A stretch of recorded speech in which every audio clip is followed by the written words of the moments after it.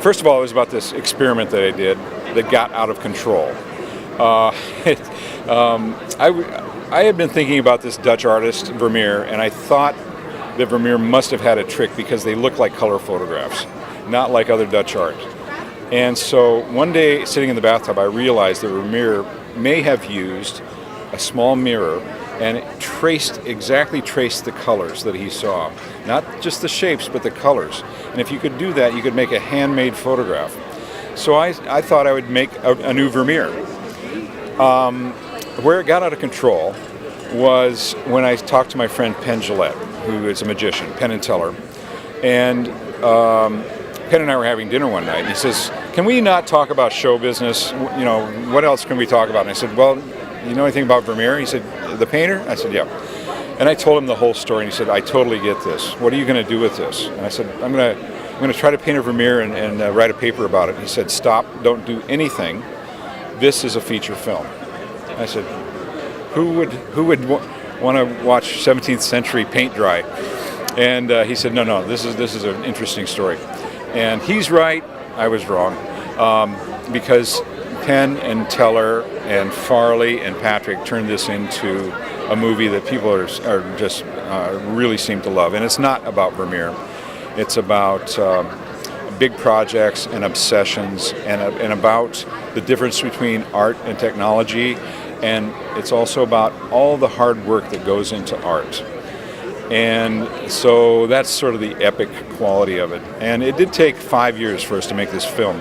And because of modern cinema equipment, we could have all these cameras running simultaneously and just let them roll. You know, it's just going onto a hard drive.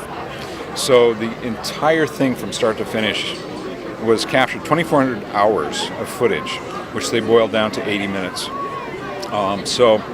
Yeah, it's an epic. I was going to say 80 minutes, but in a way, counterintuitively, if you hear, well, it's about 17th century artists and how might Vermeer have painted, did this gentleman on my right figure out, solve a 350-year-old art mystery? It's also a rollicking entertainment and a laugh riot, because Tim suffers throughout because the painting process was so laborious, not to mention the entire to-scale recreation of the Vermeer room he built from scratch. I actually had to carve all this furniture that was in his room. I had to, make everything that was in there because I wanted it to look as close as I could. I wanted to have exactly the conditions that Vermeer had, and that was nutty. I mean, that took well over a year just to build that room. Then once I got the room built, I set up the machine, and I discovered it didn't work. After all this work, I couldn't see well enough to paint these little details. So that was the low point of the film.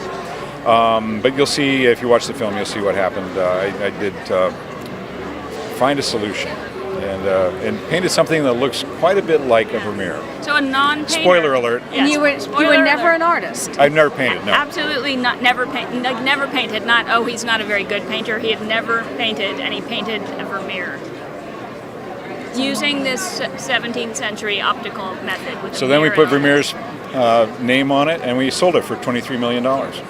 Don't tell them that it's a fake. So in conclusion, did you feel that Vermeer used this technique? I was trying to prove that Vermeer could have used this technique, and there is a possibility he did it some other way. I can't think of a way, and I see evidence in it that he did it this way, but there is no historical information that Vermeer used anything like this. We know almost nothing about Vermeer. There's nothing written down. Nothing that he ever wrote exists. So I would say I'm about like 90% convinced he must have used something like this, but there may never be proof. So no, I didn't prove it.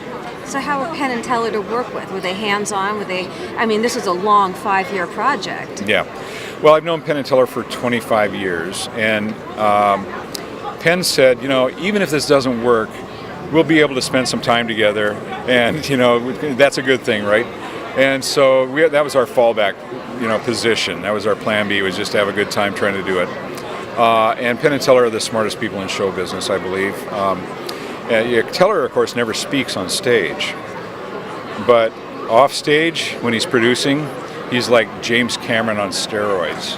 He's got the megaphone. All right. Lights, and he knows exactly what he's doing. I'm not a performer, and he got me to like over the jitters of appearing on camera, and yeah, he's quite amazing.